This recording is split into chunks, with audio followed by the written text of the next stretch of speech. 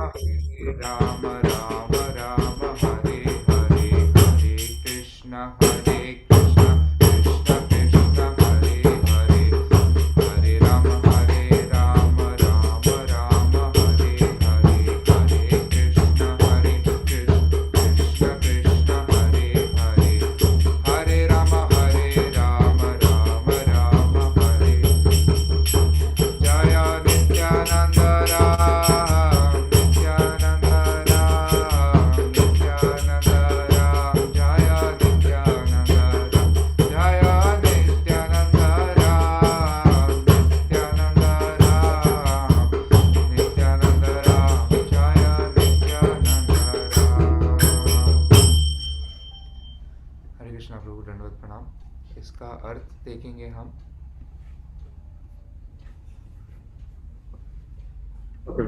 Just make them. मैं English में पढ़ लूँ प्रभु? Yes, yes, Prabhu. ठीक है।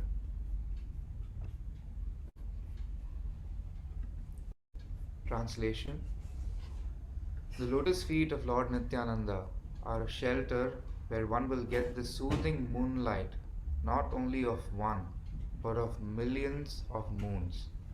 If the world wants to have real peace, it should take shelter of Lord Nityananda. Unless one takes shelter under the shade of the lotus feet of Lord Nityananda, it will be very difficult for him to approach Sri Radha Krishna. If one actually wants to enter the dancing party of Radha Krishna, he must firmly catch hold of the lotus feet of Lord Nityananda. Anyone who has not established his relationship with Nityananda Prabhu is understood to have spoiled his valuable human birth. Such a human being is actually an uncontrollable animal. Because he never uttered the holy name of Nityananda, he has become merged into so called material happiness. What can his useless education and family tradition do to help him? Being maddened after false prestige and identification with the body, one is thinking, oh, what is Nityananda? What can he do for me? I don't care. The result is that he is accepting something false to be truth. If you actually want to approach the association of Radha Krishna, you must first achieve the mercy of Lord Nityananda. When he is merciful toward you, then you will be able to approach Radha Krishna. Therefore, you should firmly grasp the lotus feet of Lord Nityananda. The lotus feet of Lord Nityananda are not illusion, they are a fact. One who engages in transcendental loving service of Nityananda is also transcendental. Always try to catch the lotus feet of Lord Nityananda. This Narottam Das is very unhappy. Therefore, I am praying to Lord Nityananda to make me happy. My dear Lord, keep me close to your lotus feet. Nityananda Prabhu ki jai. Thank you very much, Prabhu.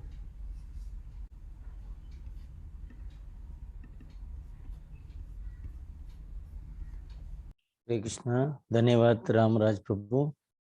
अब हम आज का नित्यम भागवत सेवा का मुख्य कार्यक्रम जो है श्रीमद् भागवतम का कथा, तो उसकी ओर चल आगे बढ़ते हुए हम आज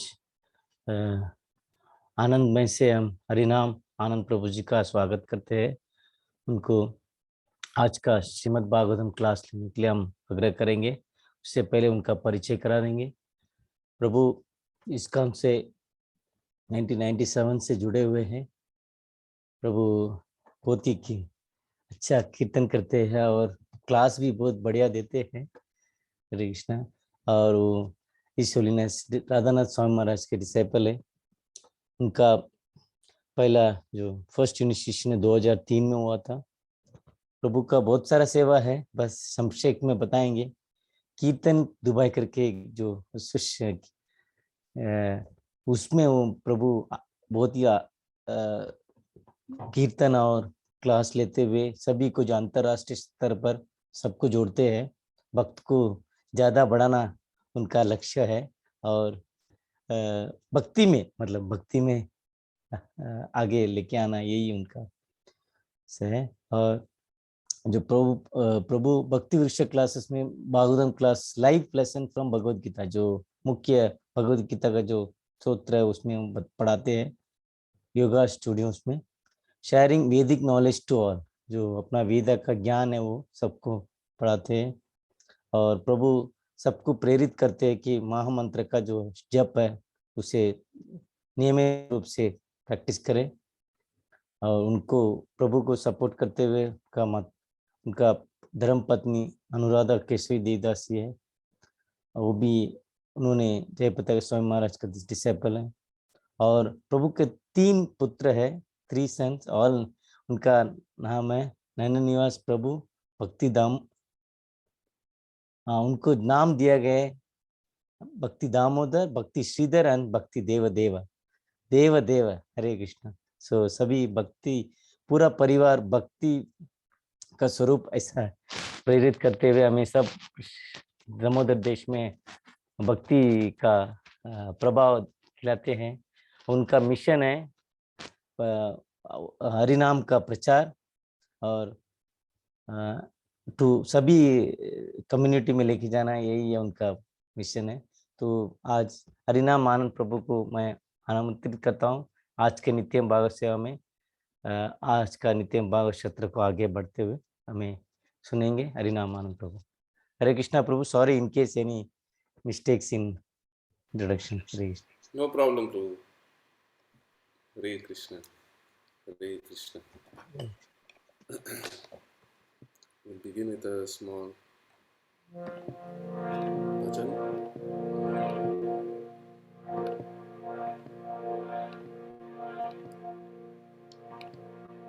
Jaya Radha Madhava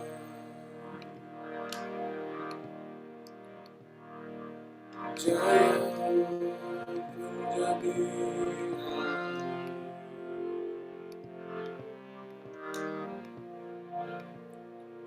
Jaya Radha Madhava Jaya Kunja Bihari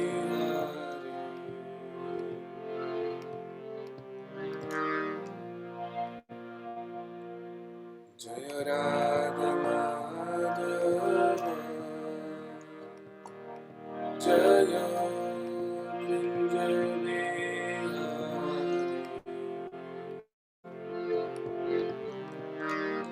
Jaya Radha Madhava Jaya Kunja Bihari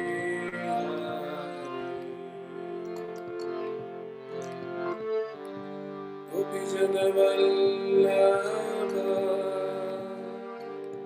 Jaya Girivaradhari Jaya Girivaradhari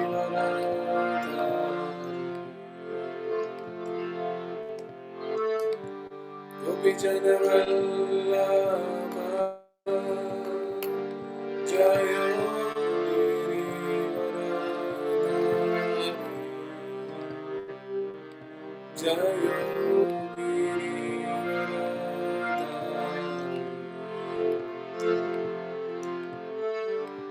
Gopi Jana Vallabha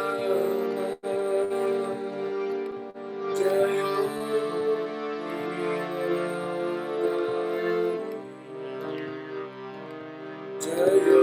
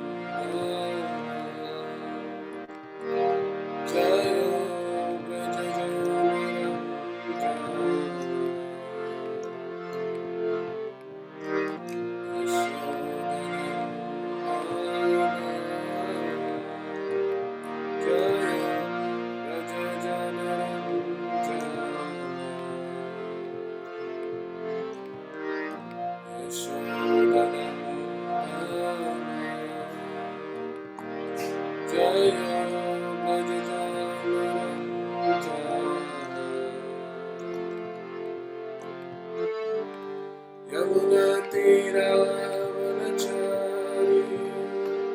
जय कुंज बिहारी जय कुंज बिहारी यमुना तीरावनचारी जय कुंज बिहारी जय कुंज बिहारी यमुना तीरावनचारी जय कुंज बिहारी जय कुंज बिहारी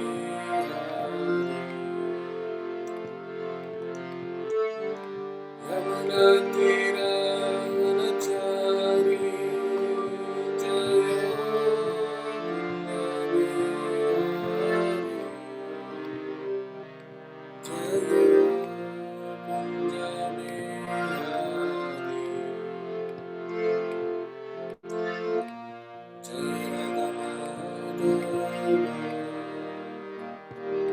जय कुंज बिहारी जय राधा माधव जय Kunj Bihari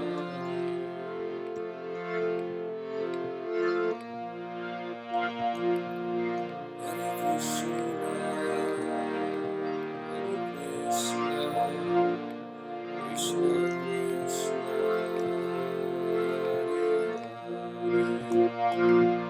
Hare Hare, Hare Rama, Hare Rama, Rama Rama,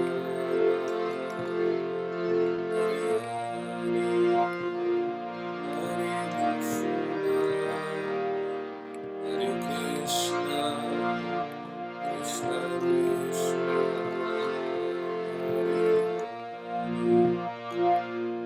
Hare Hare, Hare Rama, Hare Rama,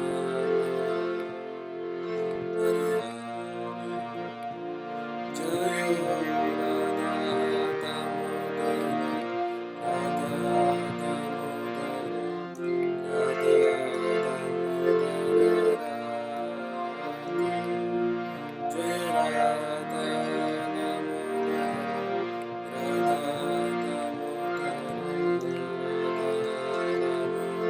Damodara,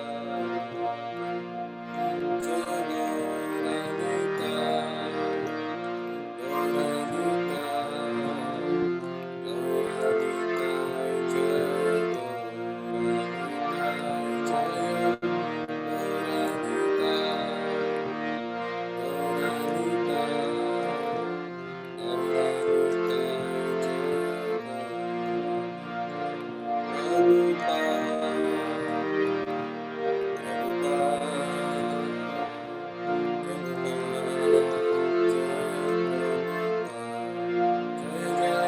Damodara,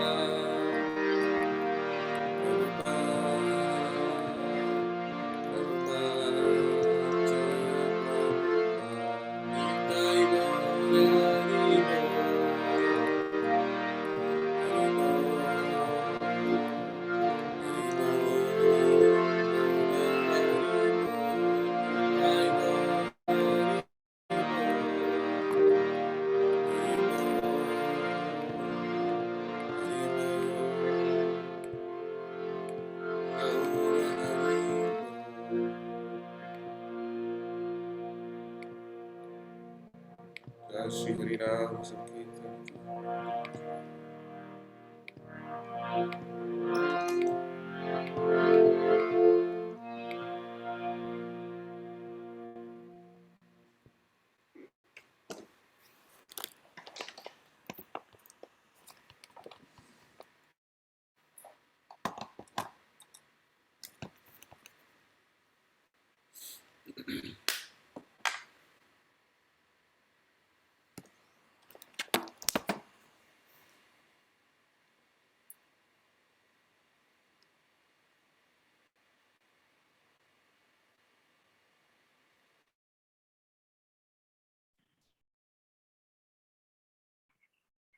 हरे कृष्ण।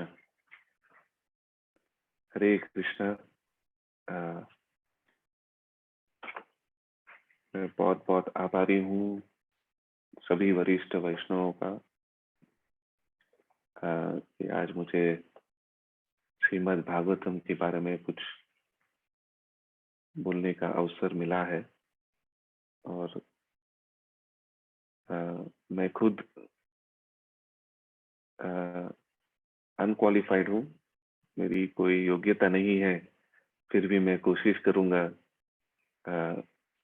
आज के श्रीमद् भागवतम कथा में बोलने के लिए। आज हम श्रीमद् भागवतम के 10वें स्कंद में 52 चैप्टर में श्लोक 18 से 23 का हम पठन करेंगे।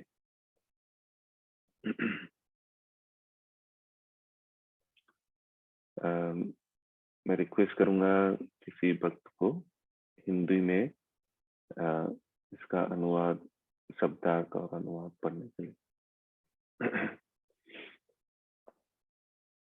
हरे Krishna, I can do that, Prabhu. Thank you Prabhu. ओम नमो भगवते वासुदेवाय। ओम नमो भगवते वासुदेवाय। ओम नमो भगवते वासुदेवाय। नारायणं नमस्कृत्यं नरं चैव नरोत्तमं देवीं सरस्वतीं व्यासं ततो जयमुदीरयेत्। नष्टप्रायेषु अभद्रेषु नित्यं भागवत सेवया भगवतीरुत्तमश्लोके भक्तिर्भवति नैष्टिकी। कृष्णाय वासुदेवाय देवकी नंदनाय च नंदगोपकुमाराय गोविंदाय नमो नमः। हरे कृष्ण। सो आज हम पढ़ रहे हैं श्रीमद् भागवतम के 10वें स्कंद में चैप्टर 52, जहाँ पे कृष्ण भगवान के लिए रुक्मिणी माता का संदेश, ये चैप्टर का टाइटल है। और हम पढ़ रहे हैं 18वें श्लोक से 23rd श्लोक तक। श्रीराजो उवाच भगवान् भीष्मकः सूतं रुक्मिणीं रुचिराननं राक्षसेन विधानेन उपयेम इति श्रुतम्। Hare Krishna, Prabhu. You want to read the Sabdarth or you can read only translation because we have many verses today. Okay. Translation and purport you can read. Okay. अनुवाद श्रील प्रभुपाद के शिष्यों के द्वारा। राजा परीक्षित ने कहा, मैंने सुना है कि भगवान ने भीष्म की सुमुखी पुत्री रुक्मिणी से राक्षस विधि से विवाह किया। तात्पर्य प्रभुपाद के शिष्यों के द्वारा श्रील श्रीधर स्वामी ने यह स्मृति वाक्य उद्धृत किया है, राक्षसों युद्धहरनाथ। राक्षस विवाह तब होता है जब दुल्हन को प्रतिद्वंदी प्रेमियों से बलपूर्वक हरा जाता है। इसी तरह सुखदेव गोस्वामी स्वयं कह चुके हैं, राज्ञा प्रमत्या रुक्मिणी को पाने के लिए कृष्ण को विरोधी राजाओं को परास्त करना पड़ा।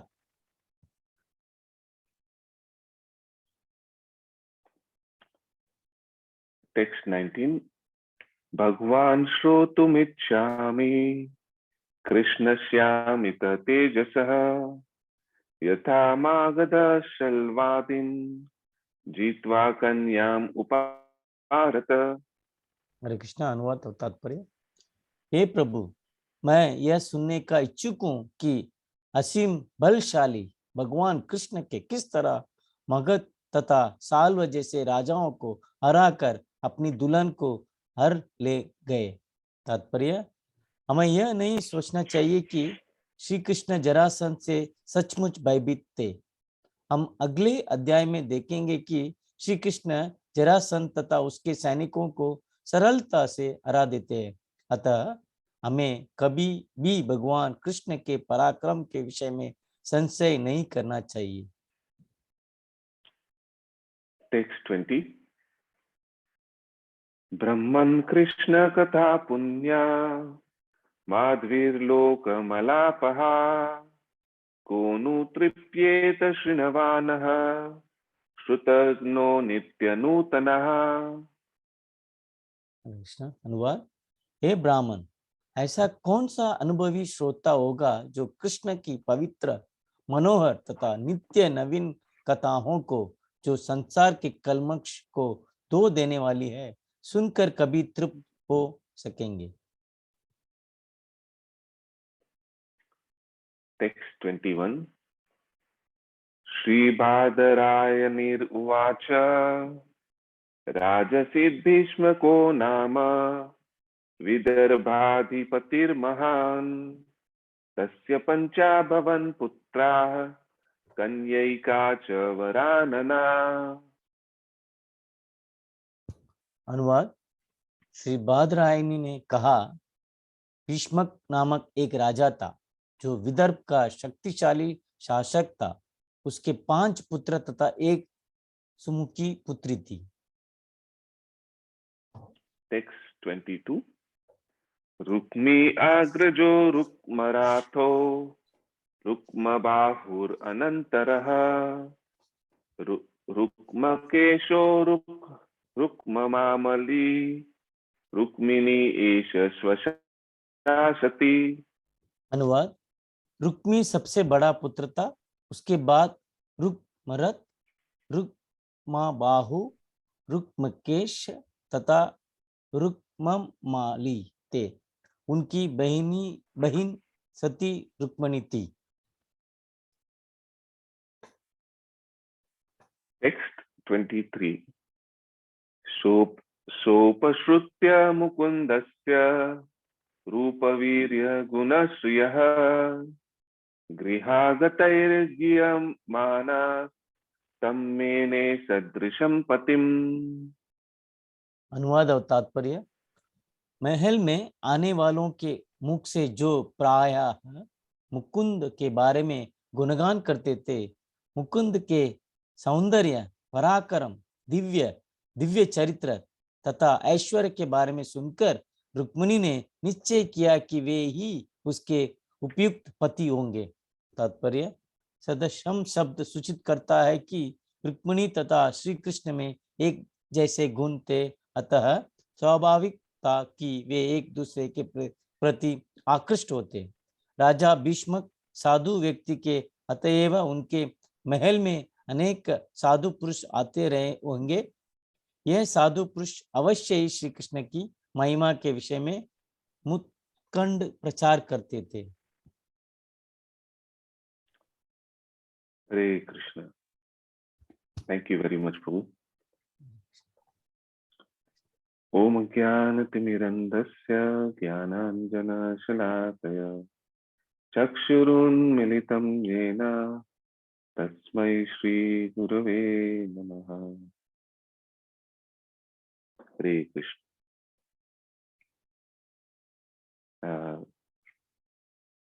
आज हम बहुत ही सुंदर चैप्टर पढ़ रहे हैं कि किस तरह से रुक्मिणी माता ने भगवान श्री कृष्ण को संदेश दिया। जैसे कि हमने पिछले कई श्लोकों में पढ़ा कि भगवान श्री कृष्ण अभी जरासंध को चकमा देके भाग गए। बलराम जी और भगवान श्री कृष्ण जरासंध को चकमा देके भाग गए। उसके बाद भगवान श्री कृष्ण को मैसेज आता है कि जो ब्राह्मण रहता है वो एक मैसेंजर भगवान श्री कृष्ण को एक लेटर भेजता है, लेटर लेके आता है। तो यहाँ पे सुखदेव गोस्वामी बताते हैं कि किस तरह से ये लेटर पढ़ के भगवान श्री कृष्ण ने रुक्मिणी जी को रुक्मी के पैलेस से उसको किडनैप कर लिया।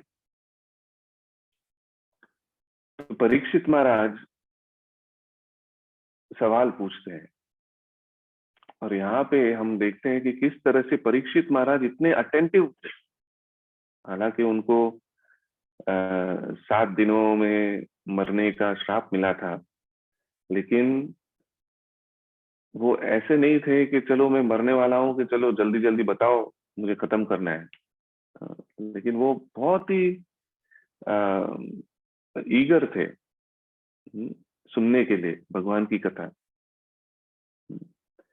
तो यहाँ पे आचार्यों ने बताया है कि इसी तरह से हमको ये उत्साह रखनी चाहिए कि किस तरह से परीक्षित महाराज भी उत्साह से भगवान के वर्णन सुनने के लिए उत्सुक थे, ईगर थे। लेकिन 18वें श्लोक में परीक्षित महाराज पूछते हैं सुखदेव गोस्वामी को कि, और वो यहाँ पे सुखदेव गोस्वामी को बादरायणी के नाम से बोलते हैं।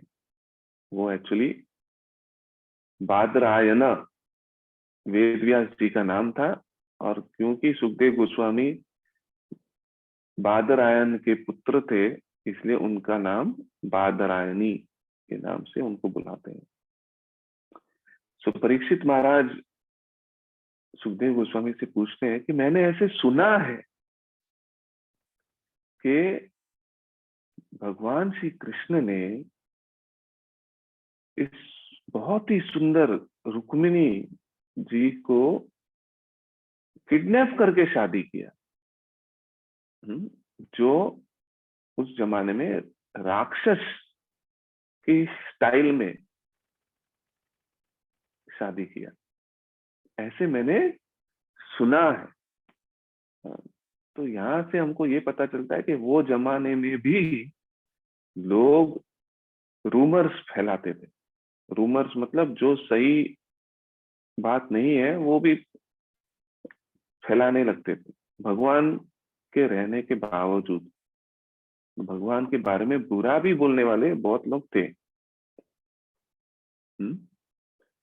और परीक्षित महाराज पूछते हैं कि मैं और ज्यादा जानना चाहता हूं कि किस तरह से भगवान ने इस शक्तिशाली मगधा किंग, मगधा के राजा और शल्वा के राजा को पराजित किया और रुक्मिणी जी को किडनैप किया।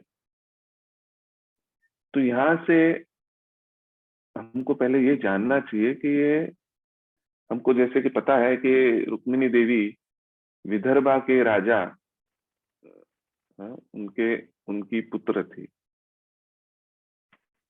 और जो विदर्भा के राजा के पुत्र थे रुक्मी, उनको उनका और शिशुपाल का अच्छा दोस्ती था। तो उनको जरा भी पसंद नहीं था कि रुक्मिणी किसी और से शादी करे। तो उन्होंने मन में डिसाइड कर लिया था कि उनकी शादी मेरे दोस्त प्रिय बंधु शिशुपाल के साथ ही होनी चाहिए, और उन्होंने वो शादी अरेंज करवा दी। और रुक्मिणी जी बहुत समय से भगवान श्री कृष्ण के वर्णन सुनते आ रही थी। उन्होंने भगवान श्री कृष्ण को देखा नहीं था, वो खाली सुन रही थी। जो भी राजा, जो भी ट्रेवलर्स, जो भी टूरिस्ट विदर्भा रीजन में उनके पैलेस में आते थे, तो वो सभी लोग रुक्मिणी के पिता भीष्मक उनको बताते थे कि अरे आपकी एक सुंदर पुत्री है, उसके कंपैरिजन में और कोई नहीं हो सकता है भगवान श्री कृष्ण के अलावा। तो आप उनके शादी भगवान श्री कृष्ण से ही करना।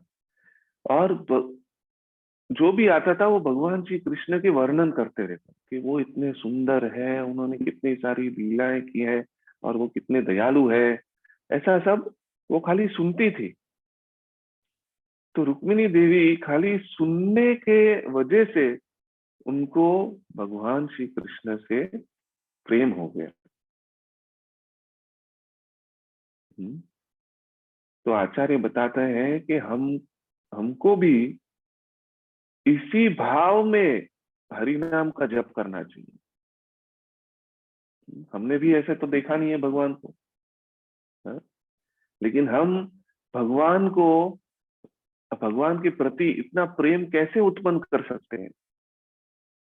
जिस तरह से रुक्मिणी देवी खाली सुन के भगवान के वर्णन, गुणगान, लीला, वो सब सुन के उनको भगवान के प्रति प्रेम हो गया, उसी तरह से भक्तों को भी भगवान के प्रति प्रेम किस तरह उत्पन्न होगा? जिस तरह से रुक्मिणी देवी की तरह अगर हम पूरे दिल से भगवान की लीला, गुण, नाम का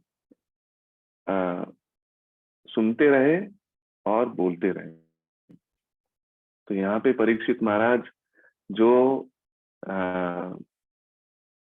आचार्य है, सुनने के आचार्य, अगर हम शास्त्रों में देखा जाए तो एक्चुअली सबसे ज्यादा, सबसे उत्तम जो सुनने के प्रति इतना उत्साह रखते हैं, वो परीक्षित महाराज को दिया जाता है, क्योंकि उनको भगवान के वर्णन सुनने की इतनी उत्साह थी। तो ये कहा जाता है कि हमको भी वो उत्साह उत्पन्न करनी है। जब भी हमको मौका मिले भगवान के नाम, गुण, लीला सुनने का, हमको उस मौके को पकड़ लेना है, वो मौका छोड़ना नहीं। जितना भी हमको मौका मिले, जितना हमसे हो सके उतना हमको भगवान के नाम, गुण, लीला की में इन्वॉल्व होके हमको वो अपॉर्चुनिटी लेना है हाथ। तो यहाँ पे परीक्षित महाराज जब पूछते हैं कि ऐसे कैसे उन्होंने राक्षस की तरह शादी की, तो पहले हमको समझना है कि किस किस तरह के शादियां, विवाह शास्त्रों में वर्णन किया है। मनुस्मृति में पूरा वर्णन किया गया है कि किस तरह से अलग अलग 8 प्रकार के शादियां होती है, 8 प्रकार की विवाह संस्कार होती है। सबसे पहली होती है ब्रह्म विवाह। ब्रह्म विवाह में क्या होता है कि जो लड़का होता है उसके पिता वो ढूंढने जाते हैं किसी और फैमिली में, किसी के पास कोई बालिक लड़की हो जो शादी के के लिए देख रहे हैं। तो लड़के के पिता जाते हैं और फिर लड़की के पिता को मिलते हैं और फिर आपस में लोग डिसाइड करके फिर बाद में लड़का लड़की मिला के शादी करवाते हैं। वो ब्रह्म विवाह कहा जाता है। फिर होता है दैव विवाह। दैव विवाह में क्या होता है कि जो लड़की के पिता रहते हैं वो अपनी बेटी को वस्त्रों से धारण करके एक प्रीस्ट, एक पुजारी को दे देते हैं। नॉर्मली क्या होता है कि ऐसे व्यक्ति जो बहुत ही गरीब होते हैं, वो लोग, क्योंकि वो लड़की का उम्र बढ़ते जा रहा है, तो वो सोचते हैं कि मैं जो यज्ञ करवाता हूँ, वो यज्ञ के जो पुजारी है उनको वो दक्षिणा में दे देते हैं लड़की को। और पुराने जमाने में बड़े बड़े राजा, बड़े बड़े जो अमीर लोग होते थे, वो लोग गरीबों की फैमिली में, गरीब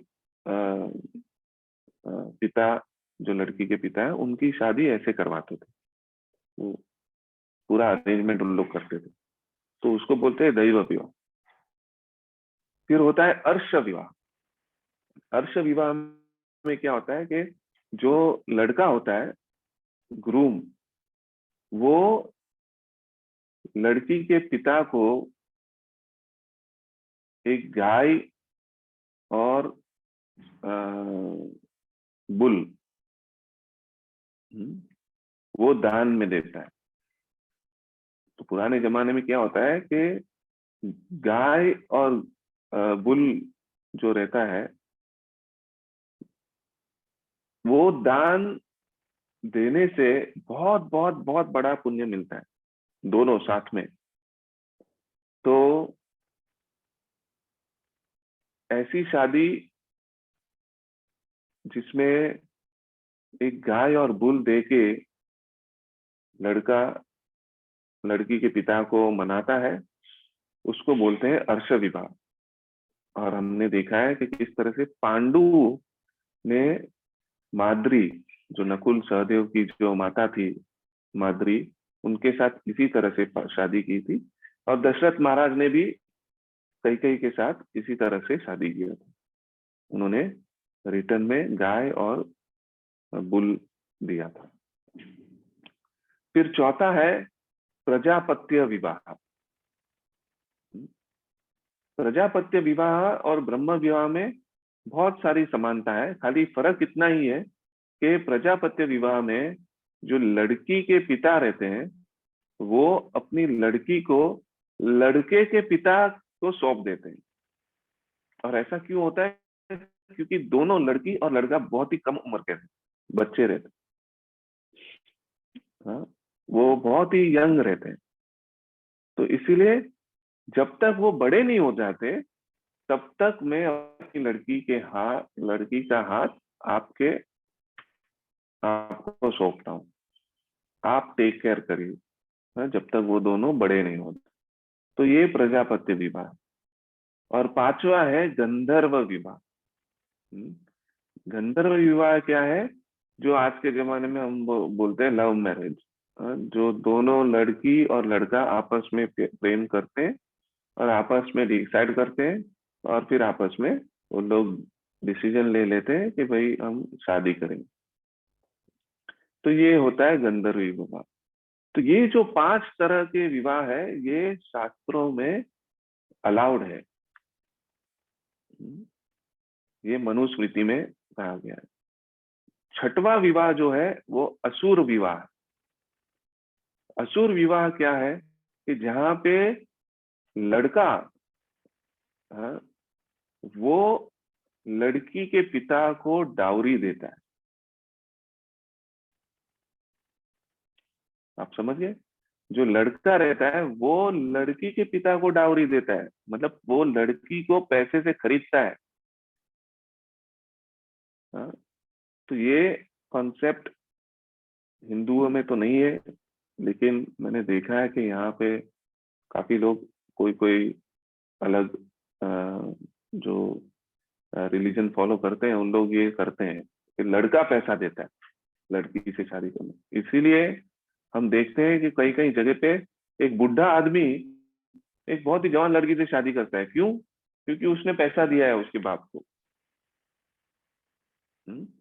तो ये इसको बोलते हैं असुर विवाह। फिर होता है राक्षस विवाह, जो हमने आज पढ़ा है कि परीक्षित महाराज पूछ रहे हैं कि हमने सुना है हाँ, कि ऐसा भगवान श्री कृष्ण ने राक्षस विवाह किया है। तो ये क्या होता है कि जहाँ पे जो लड़का रहता है वो एक लड़की को छीन के भाग के शादी कर लेता है, उसको किडनैप करके शादी कर लेता है, और लड़की नहीं मानती फिर भी वो लड़की को छीन के शादी कर लेता है। फिर है 8वां पैशाच्य विवाह। इसमें ये सबसे सबसे सबसे खराब विवाह है, जिसमें आदमी लड़की के ऊपर फोर्स करके उसको फिसला के, दारू वारू पिला के या कुछ भी मतलब बेहोश करके उसके साथ संबंध करके बच्चा पैदा कर देता है, और फिर फाइनली बाद में उसके साथ उसको शादी करना पड़ता है। तो ये उस तरह का विवाह है। तो ये जो 3 है, असुर विवाह, राक्षस विवाह, पैशाच विवाह, ये शास्त्रों में वर्णन है, लेकिन ये विवाह हम करते नहीं। आज के जमाने में हम देखते हैं किस तरह से लड़की वाले से लड़के वाले डाउरी मांगते हैं। वो भी शास्त्रों में कहीं भी वर्णन नहीं है कि लड़की वाले को डाउरी देना है। ये भी आसुरिक है। तो मैं विनती करता हूं कि अपने बेटी बेटियों को ऐसी शादी न करने दे, असुर विवाह न करने दे। डाउरी जो है सिस्टम अलाउड नहीं। खुशी से अगर लड़की वाले कुछ देते हैं तो ठीक है, खुशी से अगर लड़के वाले कुछ देते हैं बेटी को तो ठीक है, लेकिन मांग के, फोर्स करके ऐसी शादी ना करो। तो जब परीक्षित महाराज ऐसा वर्णन करते हैं कि ये राक्षस विवाह क्यों किया भगवान ने, तो हमको ये जानना है कि सबसे पहले भगवान श्री कृष्ण ने राक्षस विवाह नहीं की, ये थी गंधर्व विवाह। लेकिन लोगों ने सोचा कि ये तो राक्षस विवाह है, भगवान ने तो रुक्मिणी को किडनैप कर लिया है। लेकिन अंदर की स्टोरी किसी को नहीं मालूम थी। अंदर की स्टोरी क्या थी कि रुक्मिणी देवी हमेशा सुनती थी, भगवान के नाम गुण लीला से सुनते आ रही थी कि अरे भगवान श्री कृष्ण ऐसे, भगवान श्री कृष्ण ऐसे। हाँ? हम भी देखते हैं कि किस तरह से हमारे जीवन में भी हम किस तरह से किसी के प्रति प्रेम उत्पन्न करते हैं। हम उसके बारे में सोचते हैं, विचारते हैं, हम सुनते हैं, हम सोचते हैं, सुनते सुनते सुनते हम सोचने लगते हैं उनके तरह, उनके प्रति, और फिर हमको एक डिजायर उत्पन्न होती है कि हमको भी वो चीज देखना है, हमको भी वो चीज पाना है। तो उसी तरह से रुक्मिणी देवी ने भी, जब भी उनको पता चला कि उनके भाई रुक्मी उनका फोर्सफुली, उनके इच्छा के बिना शिशुपाल के साथ शादी करवाना चाहते हैं, और उन्होंने सब अरेंजमेंट कर दिए, तो उन्होंने एक लव लेटर भेजा। ये दुनिया का सबसे पहला लव लेटर था। अगर कोई पूछे कि सबसे पहले लव लेटर किसने लिखा है, वो रुक्मिणी देवी ने भगवान श्री कृष्ण के लिए लव लेटर भेजा, दुनिया का सबसे पहला लव लेटर। तो वो लव लेटर में रुक्मिणी देवी ने क्लियरली भगवान श्री कृष्ण को बताया कि जब से मैंने आपके बारे में सुना है, मैं कंप्लीटली आपके तरफ आकर्षित हो गई हूं। सो बिना कुछ देरी करते हुए प्लीज मुझे आके आप उठा ले जाइए।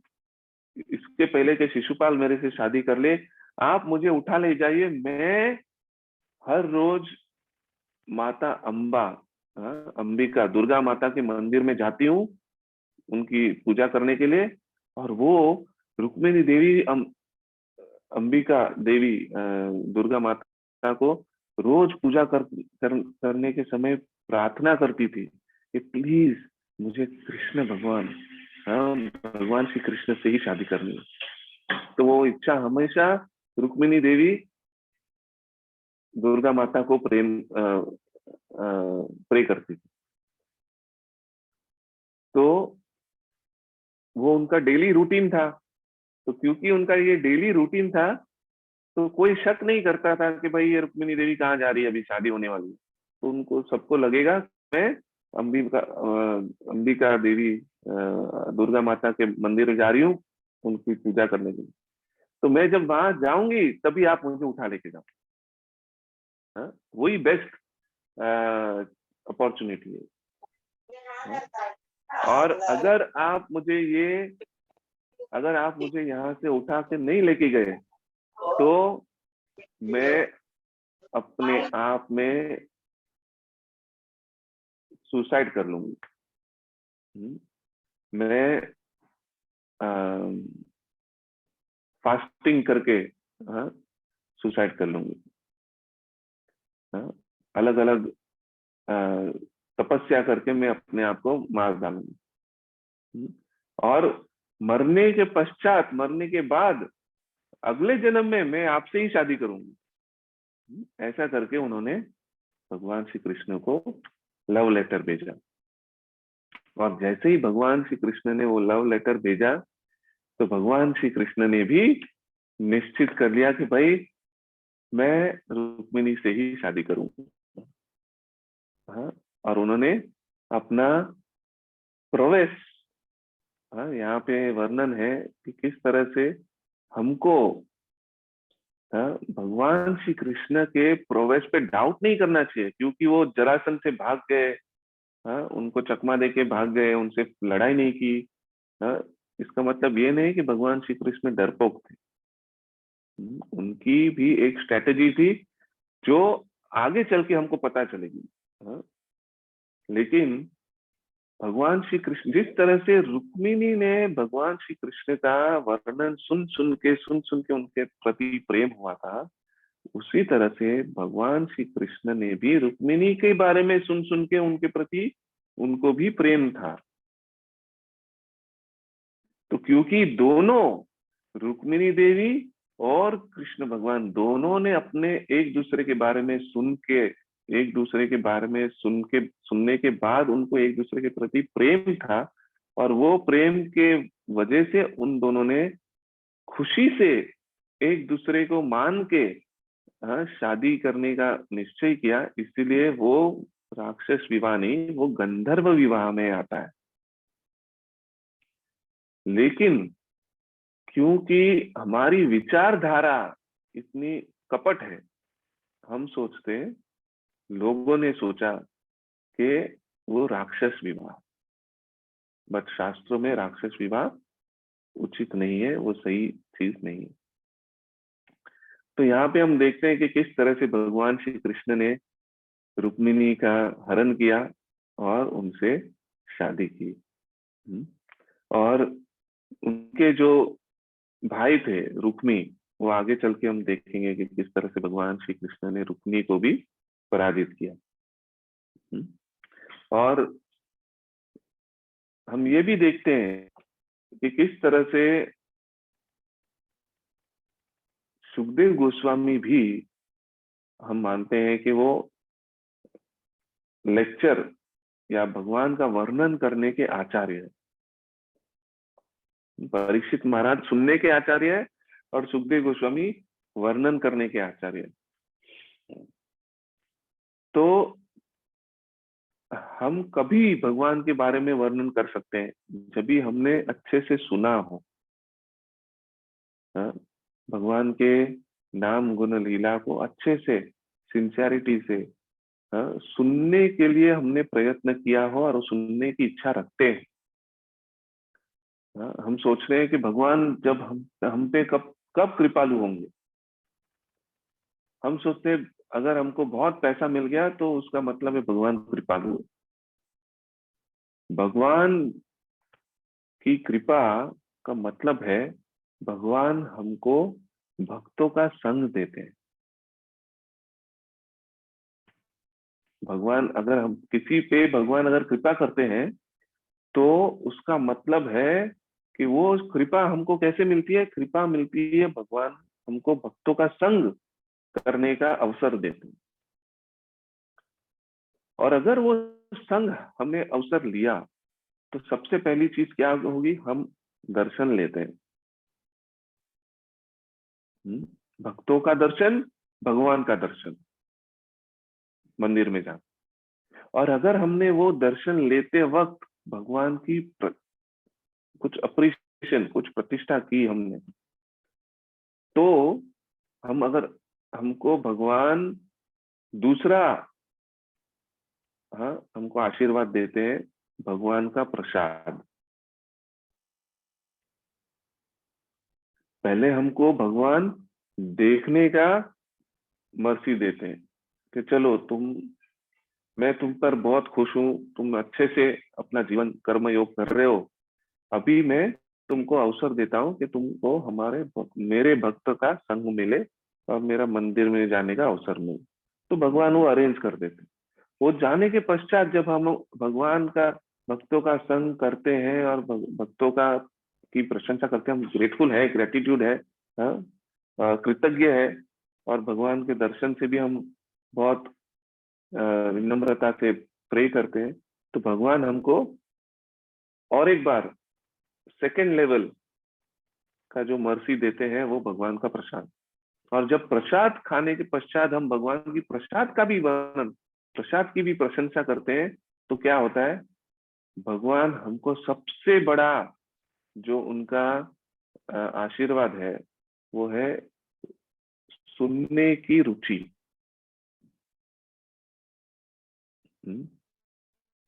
हम भगवान हमको सुनने के लिए रुचि देते हैं। नहीं तो एक्चुअली देखा जाए तो सब जगह पे कीर्तन हो रहा है, सब जगह पे वर्णन हो रहा है, लेकिन हमको अगर रुचि नहीं मिलेगी तो हम ये सब कैसे, हमको डिजायर होगा भगवान के प्रति सुनने के लिए? अगर सुनने के लिए रुचि नहीं होगी तो भगवान के प्रति प्रेम कैसे होगा? तो सबसे बड़ा जो भगवान का जो मर्सी रहता है वो हियरिंग, टेस्ट फॉर हियरिंग। भगवान के नाम गुण लीला सुनने के लिए, इसलिए हम जब जप करते हैं हम कोशिश करते हैं कि हम किस तरह से भगवान का नाम सिंसियरिटी से सुन सके। हाँ, प्रभुपाद भी कहते थे, chanting always means hearing attentively. हम किस तरह से भगवान का नाम फुल अटेंशन, फुल सिंसियरिटी से सुन सके, जितना हम सुनेंगे उतना हमको भगवान का नाम हमारे हृदय में सब कुछ, इट विल रिवील एवरीथिंग। सब नॉलेज जो है वो भगवान के नाम सिंसियरली सुनने से ऑटोमेटिकली हमको सब नॉलेज रिवील होगा।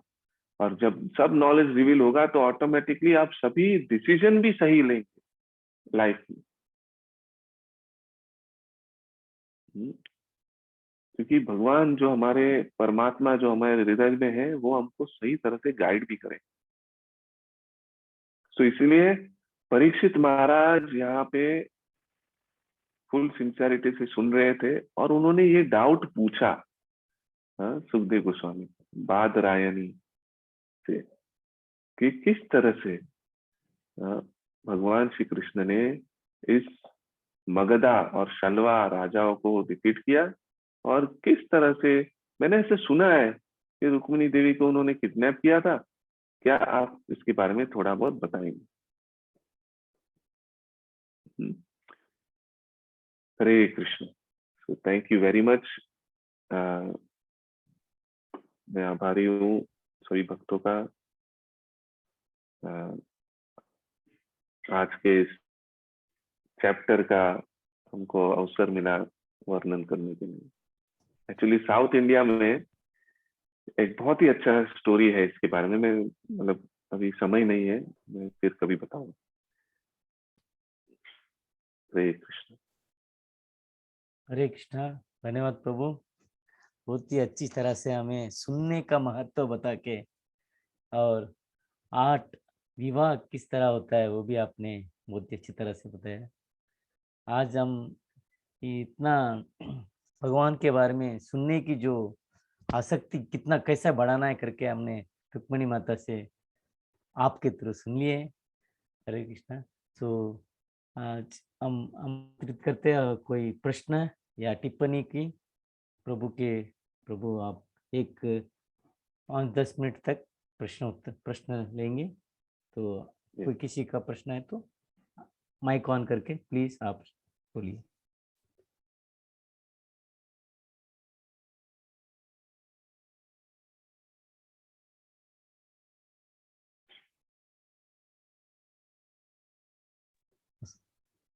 हरे कृष्णा, धन्यवाद प्रणाम प्रभु। हरे कृष्णा, धन्यवाद प्रणाम। हरिनाम आनंद प्रभु, बहुत ही सुंदर आज का क्लास था, बहुत ही सुंदर। आपने जो हमने तो कभी सुना नहीं था ये 8 प्रकार के विवाह के बारे में, पहली बार आपके श्रीमुख से सुनने का अवसर प्राप्त हुआ। प्रभु, मेरा एक छोटा सा ये प्रश्न था कि भगवान जो है सब कुछ करने में समर्थ हैं, फिर भी उन्होंने जो है रुक्मिणी माता को जो है अपहरण करके विवाह किया, ऐसा क्यों? भगवान तो सब कुछ करने में समर्थ हैं, वो चाहते तो किसी के हृदय को भी परिवर्तित कर सकते हैं, अपने प्रति आकर्षण उत्पन्न करा सकते हैं, सब कुछ कर सकते हैं। जी प्रभु। एक्चुअली अगर अगर भगवान श्री कृष्ण जब लीला करते हैं तो वो लीला का जो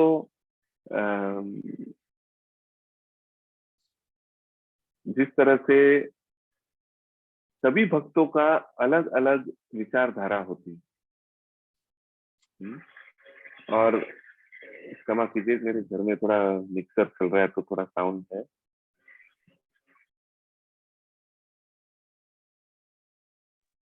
हरे कृष्ण।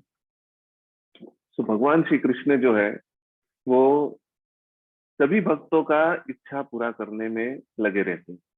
जिस तरह से एक भक्त भगवान की सारी इच्छाएं पूरा करने के लिए अपना पूरा जिंदगी निकालता है, उसी तरह से भगवान श्री कृष्ण भी उत्सुक है अपने भक्त की इच्छा पूरा करने के लिए। अगर चाहते तो भगवान रुक्मिणी जी के लेटर आने के पहले भी उठा के ले सकते थे, लेकिन जब रुक्मिणी देवी ने वो लव लेटर भेजा कि प्लीज मुझे आप आके उठा के लेके जाइए, क्योंकि अगर मैं नहीं उठा के लेके जाएंगे तो मेरी विवाह शिशुपाल से हो जाएगी और मैं अपने आप को मार लूंगी।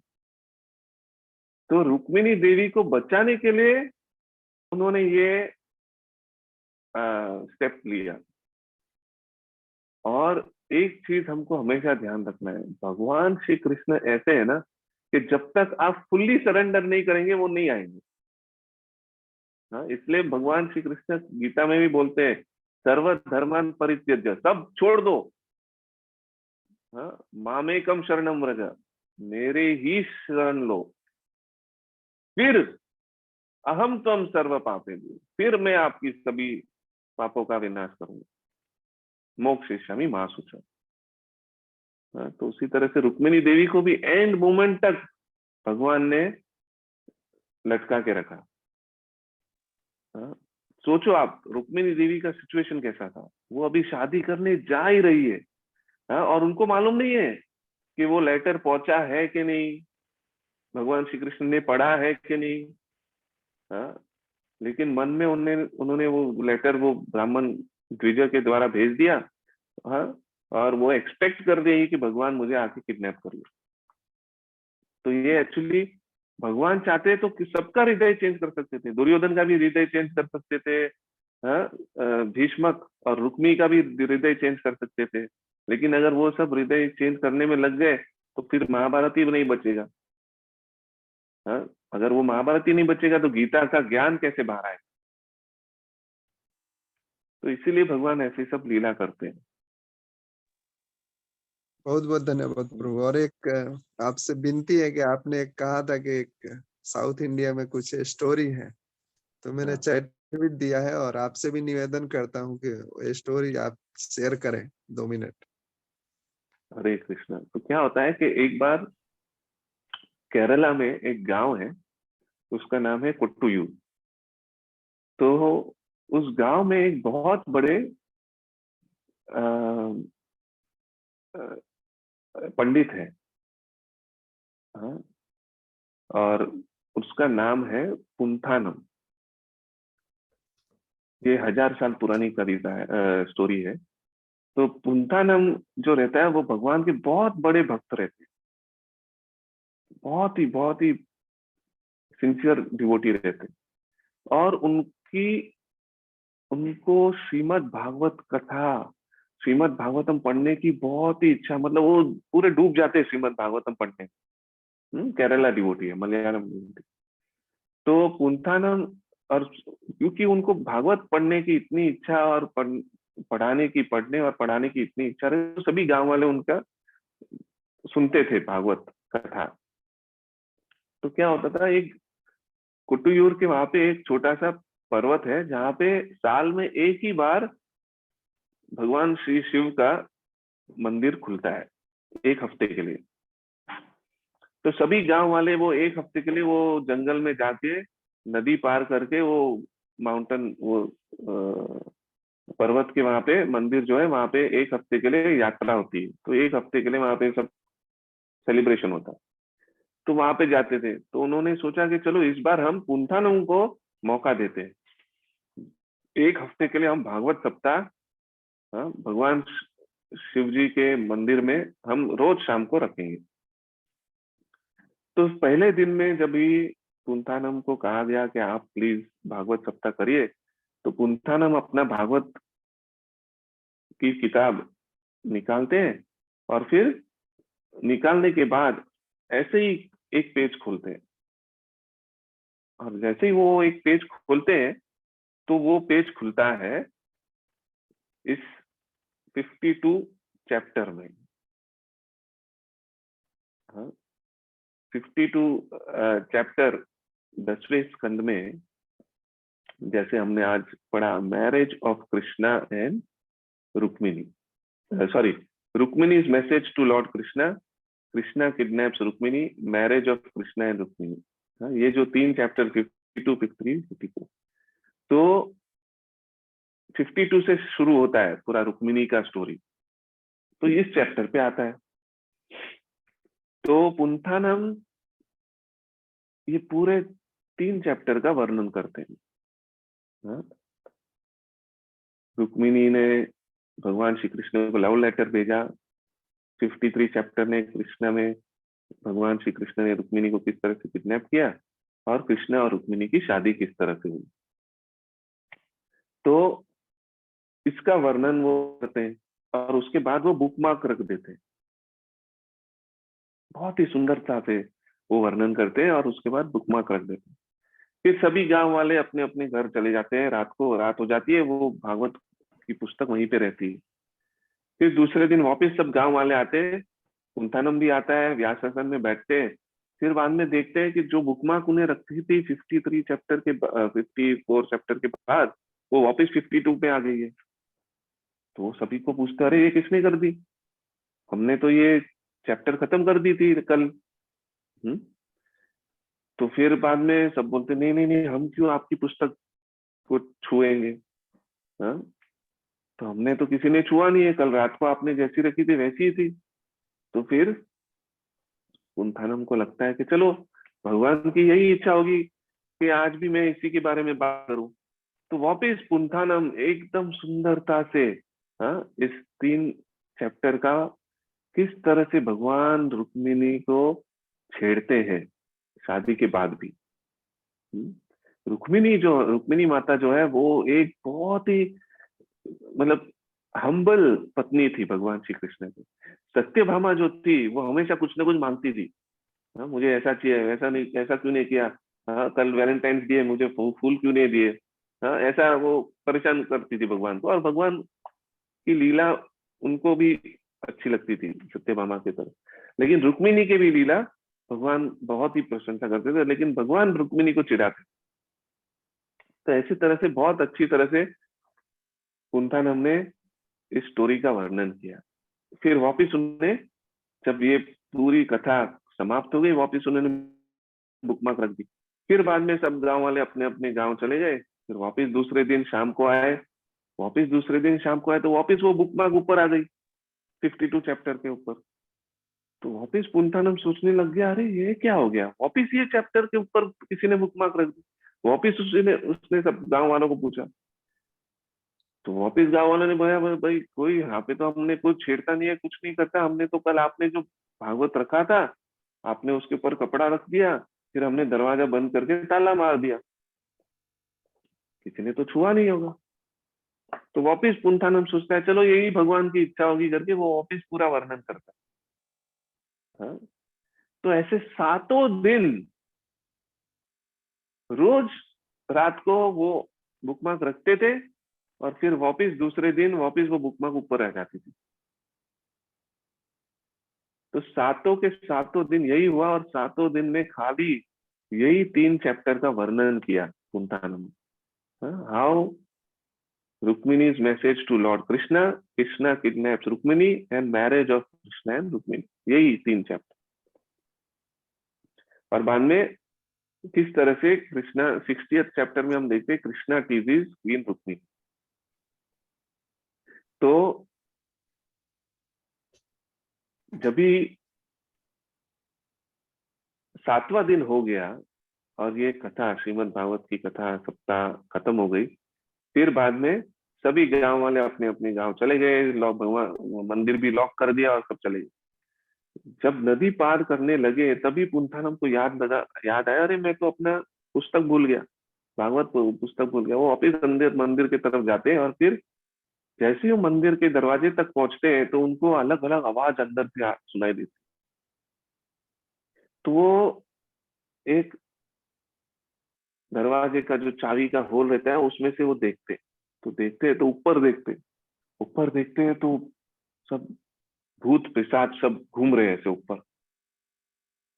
फिर बाद में ऊपर से वो ऐसे नीचे देखते हैं तो माँ पार्वती और भगवान शिव खुद बैठ के आपस में बात कर रहे हैं। और लॉर्ड शिवा यही चैप्टर वापस पढ़ रहे। भगवान शिव जी कृष्णा और रुक्मिणी के पास टाइम्स पढ़ रहे हैं भागवत में से, श्रीमद् भागवत में।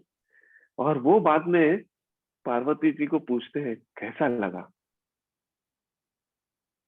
तो पार्वती जी बोलते हैं कि अच्छा था, लेकिन जिस तरह से पुंथानम इस कथा को डिस्क्राइब कर रहे थे उतना अच्छा नहीं था आपका वर्णन।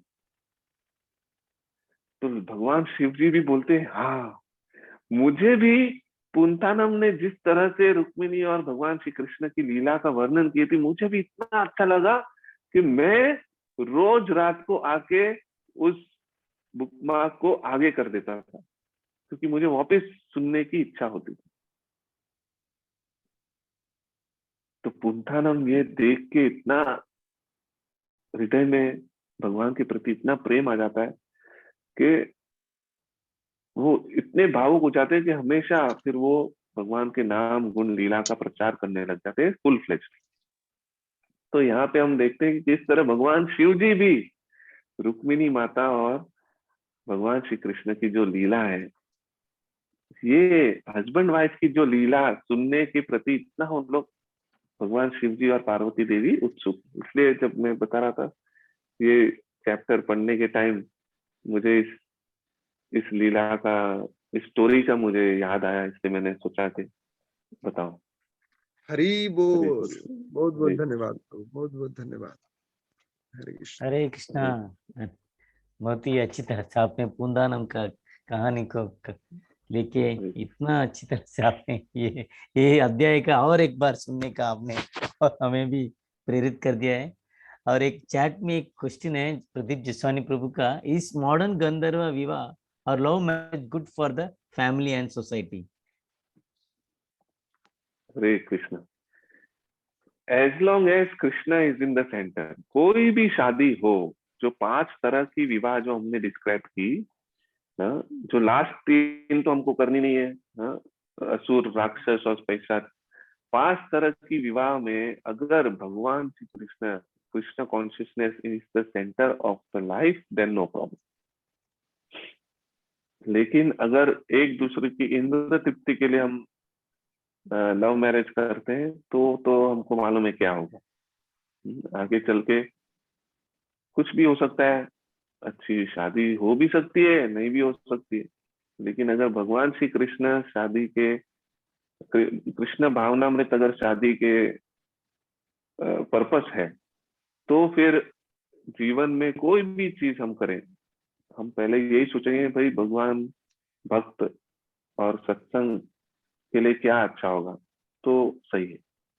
तो फिर भेदभाव नहीं होगा, प्रेम होगा एक दूसरे के लिए भी, और एक वैष्णव और एक वैष्णवी दोनों के लिए रिस्पेक्ट होगा। पति और पत्नी एक दूसरे को वैष्णव वैष्णवी की तरह से एक दूसरे को रिस्पेक्ट करना चाहिए। Purpose of any all devotee association is that we should respect each other, whether it is marriage or whether it is friendship with any devotee. कभी कभी क्या होता है कि हम चलो मेरी पत्नी है, हम अभी उसको रिस्पेक्ट देना भूल जाते हैं, चलो ये तो मेरा पति है, उसको रिस्पेक्ट देना भूल जाते हैं। नहीं, अगर वैसा हो गया तो वो भी गड़बड़ है। वी शुड रिस्पेक्ट, हमको एक दूसरे को रिस्पेक्ट भूलना नहीं चाहिए, हमको एक दूसरे को वैष्णव की तरह ही बिहेव करना चाहिए, वो विवाह। क्योंकि पर्पस ऑफ लाइफ, गृहस्थ आश्रम, आश्रम है ये, आश्रम मीन शेल्टर। एक दूसरे को शेल्टर चाहिए। पति और पत्नी का मतलब क्या है? पति जो एक पथ पे चलता है उसको पति बोलते हैं। कौन से पथ पे चलता है? जो भगवान के पथ पे चलता है उसको पति बोलते हैं। तो पत्नी का मतलब क्या है? पत्नी का मतलब ये है कि अगर जो पति जो है वो अपने पथ से बाहर चले जाता है तो पत्नी उसको प्रेम से वापिस पाथ में लाती है, इसलिए उसको पत्नी बोलते हैं।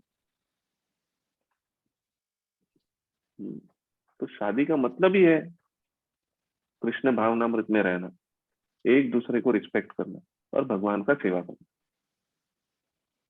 भगवान और भक्तों का। इसलिए शादी करने के बाद अगर आप कम से कम, पहले जमाने में तो रोज होता था, फिर धीरे धीरे हफ्ते में एक बार होता था, लेकिन आज के जमाने में कम से कम minimum once a month you should invite devotees at home and serve them.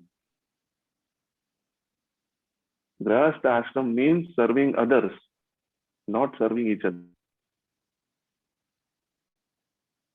That is a secret. At least महीने में एक बार किसी भी भक्त, वरिष्ठ वैष्णव को बुलाओ, भक्तों को बुला के सत्संग करो, कीर्तन करो।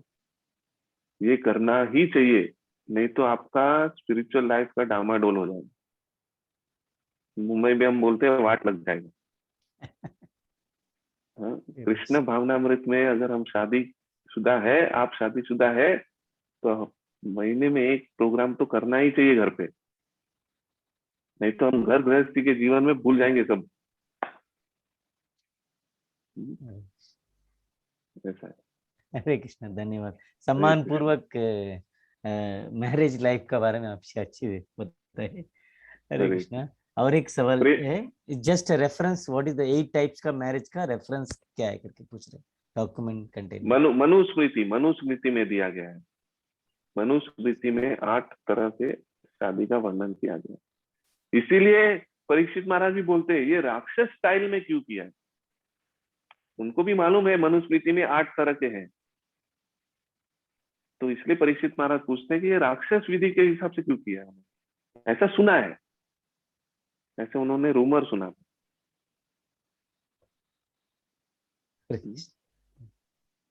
Last प्रेम भाटिया आखिरी प्रभु ने question. हाँ Yeah, one last question, Prabhu. There is one question by why Rukmini is called Sati in shloka number 22. So this is called attentive hearing. Prabhu has heard.